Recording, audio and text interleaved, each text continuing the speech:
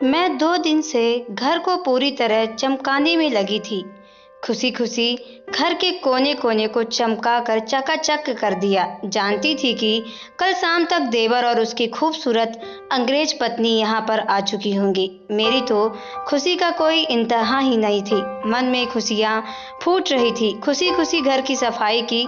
सारी रात को मेरी खुशी के मारे आंख ही ना लग सकी। नज़र तो गौरी मैम के साथ आने वाले बैग पर थी, जिसमें मैंने खुद फरमाइश करके अपने लिए कई तोहफे मंगवा रखे थे। जैसे ही सुबह हुई तो फौरन तरह तरह के खाने बनाने में बिजी हो गई। देवर ने तो विशेष रूप से कहा था कि मेरी राजकुमारी पत्नी तीखे खाने नहीं खाती, इसलिए खबरदार जो मिर्च मसाले तेज डाले तो। मैं भी देवर की हर बात को हुक्म की तरह मानती थी। उसकी मर्जी के मुताबिक ही खाने बनाए। कई किस्म के खाने बनाकर मैंने मेज पर सजा दिए। जानती थी कि देवर को मेरे हाथ के बने हुए खाने बहुत पसंद है। जो भी खाना बनाया था खालिस देसी घी में ही बनाया था। देवर के आने से पहले बार बार अपना चेहरा आईने में देख रही थी कि कहीं मेरे चेहरे की रौनक फीकी तो नहीं पड़ गई। गौरी मैम यहाँ आने वाली थी, कहीं मेरा हुस्न उनके सामने फीका न पड़ जाए। और फिर सज सवर कर देवर और देवरानी का इंतजार करने लगी। तभी दरवाजे का खटका हुआ। जानती थी कि मेरा पति अपने भाई और भाभी को लेकर आ चुका होगा। दौड़कर दरवाजे के पास गई तो खुद के आईने में देखना ना भूली। फौरन खोलकर खुशी के मारे देवर का वेलकम किया। आज 6 महीने बाद उसका चेहरा देख रही थी। देवर के गले लगकर उसे शादी की खूब बधाइयाँ दी। आखिरकार हम दोनों ने जो प्लान बनाया था वह कामयाब हो चुका है। देवर से जुदा हुई तो शरारत से आंख मारी, बदले में वह भी आंख दब गया। मैंने अपने पति को कहा कि अब क्या हुआ, दरवाजे पर ही खड़े रहोगे? जल्दी जल्दी भाई का सामान कमरे में लेकर जाओ, यह थक गए होंगे। मेरा पति फौरन सामान गाड़ी से निकाल कर ले जाने लगा तो मैं देवर से बोली, कहाँ है मेरी देवरानी? मेरी तो रातों की नींद उड़ चुकी थी। तेरी पसंद की गौरी मैम देख देख कर मेरा चेहरा देखकर देवर बोला, भाभी फिक्र ना करो, ऐसी देवरानी लाया हूँ कि देखकर पागल हो जाओगी। इतना कहकर गाड़ी में बैठी लड़की को इशारा करके बाहर बुलाने लगा।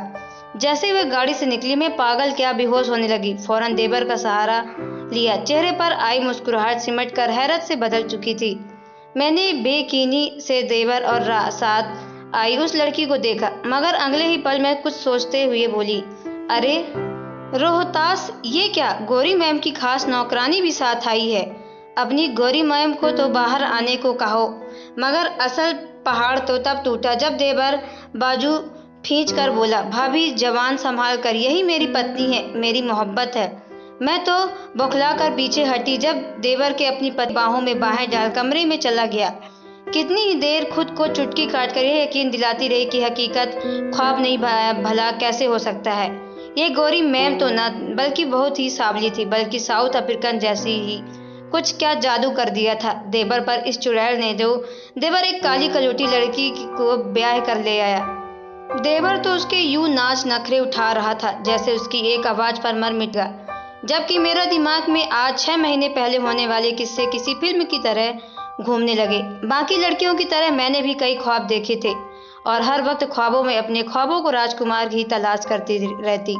सोच रखा था कि शादी करूंगी तो किसी गबरू जवान से, जिसे देखकर मेरी सहेलियां जल जाएं। गरीब तो बिल्कुल भी ना हो, बल्कि किसी साम्राज्य का राजकुमार हो। ऐसे ही नीचे लेकर मैंने जवानी की दहलीज पर कदम रखा था। वक्त के साथ साथ बहुत कुछ बदला, मगर मेरी सोच ना बदली। एक ही रट लगाई, राखी में शादी करूंगी तो अमीर लड़के से। मेरा मिजाज थोड़ा लालच भी मौजूद था। मैं लालची लड़की थी। मेरे बाबा एक मिडिल क्लास के लड़के से संबंध रखने वाले थे। हालांकि उन्होंने मेरी हर ख्वाहिश पूरी की, मगर उसके बावजूद मैं चाहती थी कि मेरे पास दौलत के ढेर हो, मेरे कहने से पहले ही हर चीज़ मौजूद हो और सुबह शाम से बड़ी बड़ी गाड़ियों से घूमती फिरूं। मेरे बाबा तो मेरी ये ख्वाहिशें पूरी ना कर सके, मगर सोच रखा था कि शादी करूंगी तो किसी अमीर लड़के से कम शादी के बाद तो ये ख्वाहिशें पूरी कर सकूंगी।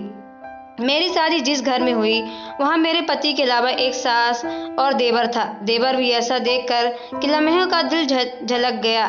मेरी माँ ने मेरे ख्वाब सुने तो सर पीट पीट कर रह जाती। कहती कि राजकुमार राजकुमारियों के लिए तभी आते हैं जब वाकई में राजकुमारी का बाप राजा हो। तुम अपनी हालत तो देखो, जिस कदर तुम्हारे मन में लालच है, न एक दिन मुंह के ही खाओगी। जो भी मिले उस पर सब्र और साथ जिंदगी गुजारो। मगर मुझे ये सारी बातें कहाँ समझ आती हैं। मेरे कई रिश्ते आए, उन्हें मैंने ठुकरा दिया क्योंकि वह सब भी हमारी तरह मिडिल क्लास के थे। तभी मेरे लिए एक रिश्ता आया। मेरी माँ मुझसे कहने लगी, बड़े ही अमीर लोग हैं, शहर में काफ़ी मशहूर कारोबारी लोगों में से एक है। मैं भी फौरन पिघल गई और कहने लगी, मेरी वहीं शादी करवा दो। माँ खुश हो गई। मुझे कहाँ खबर थी कि मेरी माँ मुझसे जान छुड़वाने के चक्कर में मुझे यहाँ ब्याह देगी, जहाँ की हालत यहाँ से भी कई गुजरी होगी। मेरे सामने सारे अरमानों पर तब टूटा जब मैं विदा होकर एक टूटे फूटे गांव में चली गई। हर तरफ औरतें गांव के रंग बिरंगे कपड़े पहने हुए होती हैं, मेरे इर्द गिर्द बैठी हुई खालिस पंजाबी की बातें कर रही होती हैं। खालिस पंजाबी और उनकी मिजाज वाली बातें मेरा मुंह चिढ़ा रही थी। जी चाहा कि दहाड़े मार मार कर रो दूं। उस दिन मुझे अपनी माँ पर बहुत गुस्सा आया कि मेरी शादी कैसे घर में कर दी। मगर बहरहाल ये मेरी जिंदगी थी। मैं मिजाज में थोड़ी लालची थी। अलबत्ता मेरा पति बड़ा ही मासूम था। उसे जो मिल जाता वही सब शुक्र करके खा लेता। कुछ अमीर भी ना था, बल्कि एक मिडिल क्लास तबके संबंध रखता था। मेरा मिजाज बड़े बड़े शौक के लालच में भरा पड़ा था। शादी के बाद जब मैं पति से फरमाइश करती तो मेरा इकलौता देवर मेरा खूब साथ देता।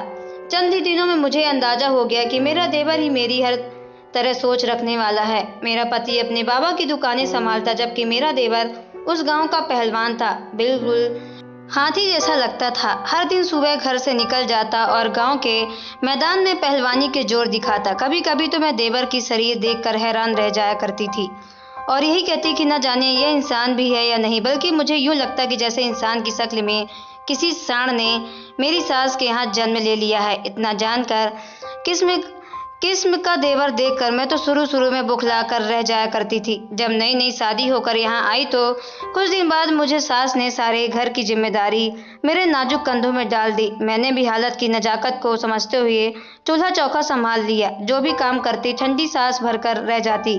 क्या क्या सोचकर था ससुराल में 10-10 नौकर होंगे, मगर यहाँ तो बिल्कुल हिसाब ही उल्टा था। अगली सुबह जब देवर के लिए नाश्ता बनाने लगी तो सास ने खास तौर से कहा कि देवर के लिए देसी घी के पराठे बनाना। मैंने 2 पराठे पकाकर देवर के सामने रखे, मगर उसे 2 पराठे देखकर माथे पर तेवड़ी चला ली और गुस्से में मेरी तरफ देखकर कहने लगा, ये क्या है भाभी, सिर्फ 2 पराठे और इन पर इतना कम घी क्यों लगाया है? क्या तुम्हें माँ ने नहीं बताया कि मुझे देसी घी से लथपथ पराठे पसंद हैं? देवर गुस्से में खुखार सांड लग रहा था। मैं तुरंत उसे वह पराठे वापस ले गई और देसी घी से भरे पराठे लेकर बाहर आ गई। मुझे तो शुरू से ही देसी घी से खुशबू पसंद ना थी, मगर यहाँ आकर क्या क्या करना पड़ रहा था। मैंने देसी घी का डब्बा लाकर उसके पास रख दिया, क्योंकि सास ने मुझे यही कहा था कि जब भी देवर खाना खाए देसी घी का डब्बा उसके पास रख दिया करो, और मैंने ऐसा ही किया। जब मुझे चक्कर तो उस वक्त आए जब मैंने देखा कि 10 मिनट में देवर ने सारे पराठे खा गया और फिर डिब्बे में मौजूद देसी घी एक ही सांस में यूं पी गया जैसे पानी पिया करते हैं। इतना ज़्यादा घी खाकर डकार लिया और फिर कहने लगा कि भाभी तुम पराठे बड़े ही मज़ेदार बनाती हो, बस देसी घी जरा ज़्यादा लगाया करो ताकि मेरी ये जान बनी रहे। मैं तो गस खाकर गिरने को था। मेरा पति तो एक पराठा वह भी कभी कभार आधा ही छोड़कर चला जाता था, जबकि देवर तो इंसान नहीं बल्कि कोई और जीव बनकर खाना खाया करता था। देवर शादी की उम्र को पहुंच चुका था। उसकी शादी की बात करती तो कहता कि मैंने यहाँ किसी भी लड़की से शादी नहीं करनी, मैं तो परदेश जाऊंगा और गोरी मैम ब्याह कर लाऊंगा। मैंने देवर की बात को दिलचस्पी लेना शुरू कर दी और एक दिन उसने कहने लगी कि तुम्हें गोरी मैम से शादी करने का इतना शौक क्यों है? मेरी बात सुनकर पहले तो वह मुस्कुराया और फिर कहने लगा कि भाभी आप नहीं समझोगी, अगर गोरी मैम यहाँ आई तो याद रखना हमारे दिन फिर जाएंगे। बस शुरू से ही वह ख्वाब देख चुका था कि परदेश जाऊंगा, गौरी मैम ब्याह कर लाऊंगा।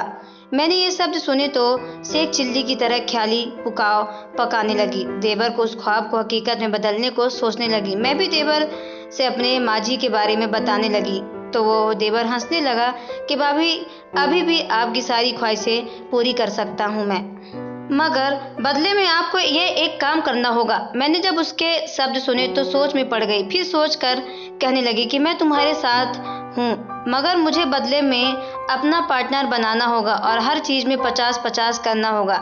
देवर इस बात पर रजामंद हो गया। मैंने देवर के लंदन जाने का इंतजाम करना शुरू कर दिया, जिसके लिए पैसे चाहिए थे। मैंने अपने सारे जेवर बेच दिए और वे सारे पैसे देवर को दे दिए।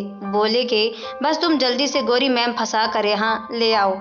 ताकि हम अमीर हो सके। सास ने ये बात सुनी तो हमें मना करने लगे। मैं अपने पहलवान बेटे को बाहर जाने नहीं दूंगी। मगर मैं सास से कहने लगी कि आपका बेटा भी कोई काम नहीं कर सकता, यहाँ रहकर हर वक्त किसी न किसी की हड्डियां तोड़ता रहता है। अच्छा है ना कि किसी के काम में लग जाए। सास भी खामोश हो गई, जबकि पति मुझे डांटने लगा। मगर हमारे देवर भाभी की बातों के आगे आज तक किसी की चली है जो अब चलती। समय के बाद मेरा देवर लंदन चला गया। मेरा देवर भी बिल्कुल अंग्रेज लगता था। सुर्ख सफेद रंगत थी उसकी। लंदन गया तो कुछ महीने में ही उसे एक लड़की पसंद आ गई। फोन पर कहने लगा कि एक अमीर लड़की मिल गई है, हमारी तो समझो काया ही पलटने वाली है, पूरे गांव में हमारी वाह-वाह होगी। मैंने जब देवर की बात सुनी तो खुशी के मारे मैं उछलने लगी। आखिरकार हम अमीर होने वाले थे। देवर ने वहीं पर उस लड़की से शादी कर ली और कहने लगा कि यह लड़की पूरी तरह मेरे काबू में आ चुकी है, इसलिए इसे मैं जल्द से जल्द हिंदुस्तान लेकर आ रहा हूँ। यह कहकर मैं अपनी सारी दौलत मेरे नाम ही कर दूंगी। मैं तो खुशी के मारे पागल हो रही थी। न जाने कितने करोड़ों के जायदाद मुझे मिलने वाले थे। मगर जब इस देवर के साथ उस काली कलूटी लड़की को देखा तो मेरा दिल उचट गया। देवर ने तो कहा था कि गौरी मैम से शादी करूंगा, मगर ये तो काली कलूटी लड़की को ब्याह करके ले आया था। देवर ने अपनी पत्नी को कमरे में छोड़ा और फिर मेरे पास चला आया। मेरी सास और पति अलग ही मुंह फुलाए बैठे थे। कहने लगे कि हमारी गांव में नाक कटवा दी, अब हम इसे सबके साथ कैसे मिलवाएंगे।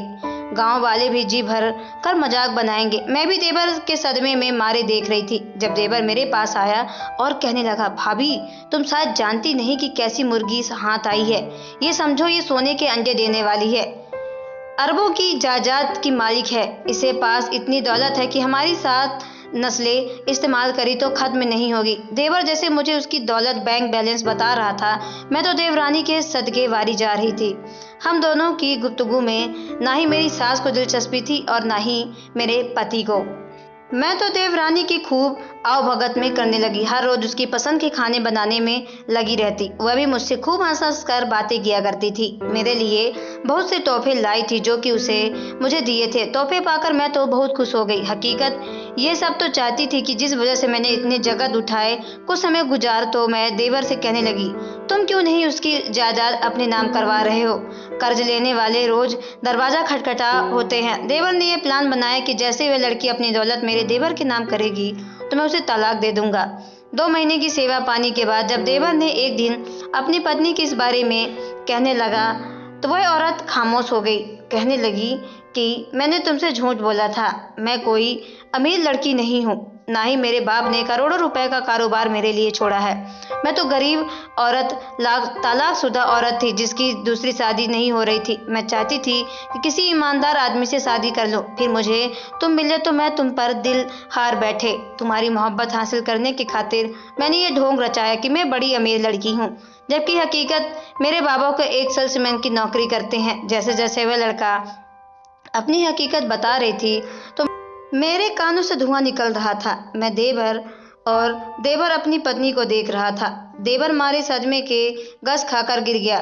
फिर हड़बड़ा कर कहने लगा, कम से कम मुझे इतने पैसे तो दो कि मैं कर्ज उतार सकूं जो मैं तुम्हारे नाज नखरे उठाने के खातिर लगा चुका हूं। तुम अरबपति लड़की समझकर मैंने इस कमरे में एसी लगवाया, लाखों रुपए में डेकोरेशन करवाई ताकि तुम्हें यहाँ किसी किस्म की तकलीफ ना हो। मगर वह लड़की खाली हाथ दिखाते हुए देवर से कहने लगी, मेरे पास तो एक फूटी कौड़ी भी नहीं है। मैंने तो उसे शादी करने के लिए झूठ बोला था। उम्मीद है तुम मुझे माफ कर दोगे। देवर गुस्से से आग बबूला हो गया और अपना भारी भरकम हाथ अपनी पत्नी पर उठाने ही लगा था कि सास ने उसका हाथ ही पकड़ लिया और वही थप्पड़ उसके मुंह पर मार दिया और कहने लगी, लालच का अंजाम बुरा ही होता है। खबरदार जो मेरी बहू पर किसी ने हाथ उठाया तो तुम अब इस लड़की के साथ सारी जिंदगी गुजारोगे और इसके सारे हक को पूरा करोगे। देवर सर पीट पीट कर रह चुका, जबकि मैं खाली हाथ अपने नाखून कुरेदती रह गई। ना ही दौलत हाथ आई, उल्टा मेरा देवर भी जो मेरे हाथ से निकल गया था। तो दोस्तों, आपको ये स्टोरी कैसी लगी कमेंट बॉक्स में ज़रूर बताएं। अगर आप हमारे चैनल पर नए तो चैनल को सब्सक्राइब करके बेल आइकन को प्रेस कर ले ताकि आने वाली सभी वीडियो को नोटिफिकेशन आपके मोबाइल पे सबसे पहले पहुंचे, क्योंकि मैं ऐसे ही वीडियो आप लोगों तक लाती रहती हूँ। तो चलिए मिलते हैं नेक्स्ट वीडियो पे। Okay bye, take care.